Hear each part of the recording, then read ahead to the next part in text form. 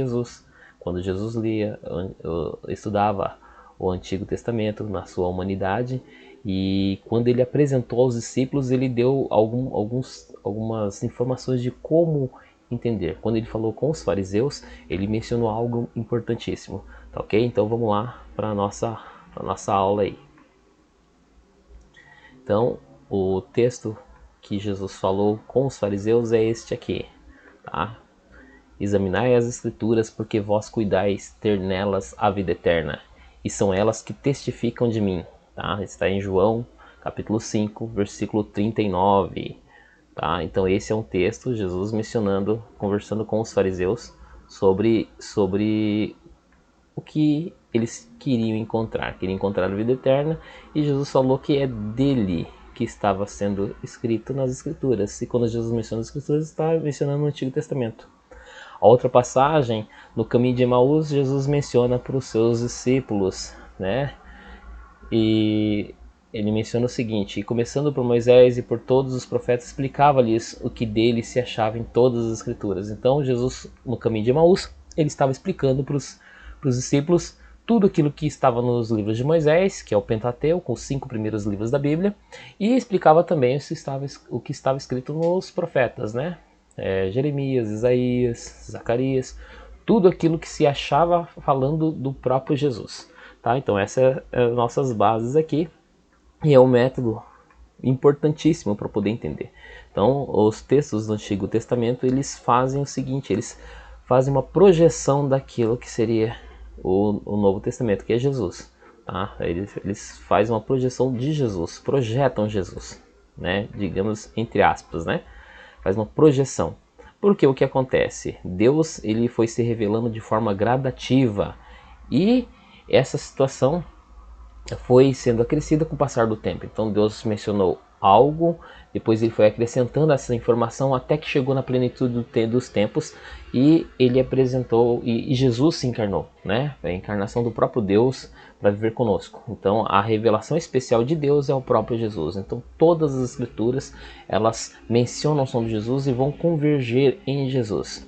Então vamos lá para a próxima parte aqui do nosso estudo. Então eu peguei, para explicar legal para vocês, peguei uma situação do tabernáculo comparando com Jesus, tá? Como vocês estão vendo aí.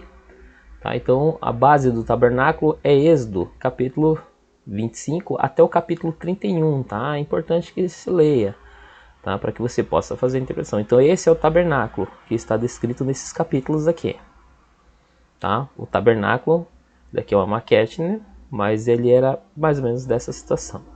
Tá? Eu também separei para vocês uma situação aqui, umas imagens de como é o tabernáculo, tá? Então eu tenho mais algumas imagens aqui, tá ok? Então essa é a imagem externa do tabernáculo. Nós vemos aqui essa situação aqui é o altar do holocausto, a pia, né? Para que os sacerdotes pudessem lavar as mãos, né? Eles se lavarem depois de ter efetuado o sacrifício. Eu também separei uma outra imagem aqui, deixa eu arrumar aqui para vocês. Essa imagem já é uma imagem já na parte interna da tenda, tá? A tenda da congregação, né? A tenda do encontro. Vocês veem aqui no lado direito aqui, no meu lado direito, vocês veem aí que é o lado esquerdo de vocês aí, mas vocês veem aqui o candelabro e a mesa dos pães da proposição e o incensário, tá ok? Então essa é a parte do santo lugar. Então nós temos a parte de fora do templo, do tabernáculo. Nós temos a parte de fora, nós temos também o santo lugar, e nós temos também aqui o santíssimo lugar, tá? Essas aqui são apenas algumas partes do templo, do tabernáculo, que eu estou mostrando para vocês. Então esse é o santíssimo lugar, o santo dos santos, onde ficava a arca da aliança, tá ok? Então eu vou organizar as imagens aqui para a gente poder visualizar melhor, tá ok? Deixa eu arrumar aqui. Então aqui essa parte é o tabernáculo do lado de fora, Essa daqui já é o santo lugar e aqui é o santo dos santos, tá ok? Então vamos lá para a próxima e aí vamos fazer o comparativo. A gente falou que Jesus ele olhava, né, para o Antigo Testamento e ele começou a explicar aos discípulos o que no Antigo Testamento havia falado dele. E o Evangelho de João ele apresenta algo bem interessante, tá? Vou mostrar para vocês aqui. Aqui, como vocês podem ver aqui, esse aqui é a porta do tabernáculo. Vou ampliar um pouquinho mais para a gente melhorar a nossa visualização. Tá? Aqui é a porta do tabernáculo. Pode ver que a gente tá acontecendo o sacrifício ali, né? Então, essa é a porta. E no Evangelho de João, Jesus, ele diz o seguinte. Vamos lá, Jesus, ele fala que eu sou a porta. Olha só, João 10, versículo 9, ele diz que ele é a porta. Tá, então tá aqui, eu vou colocar aqui para ficar, a gente vai organizar essas imagens aqui, tá? Esse nosso mapa mental aqui. E vocês sabem que também havia no tabernáculo o altar do holocausto, tá? Esse é o altar onde os animais eram sacrificados e eram queimados em oferta ao Senhor. Tá? Então aqui está o altar. Em João, logo no início, quando Jesus vai ao batismo, João Batista ele fala o seguinte para a multidão que estava presente. Ele diz: eis o Cordeiro de Deus que tira o pecado do mundo.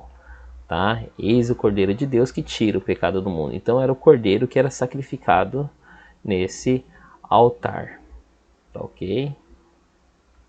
Logo depois do altar, como vocês viram na imagem anterior, tinha a pia, né? Onde os sacerdotes eles tinham que se lavar depois do sacrifício, tá? O lavatório estava aqui. Então ele ficava logo na sequência, tá?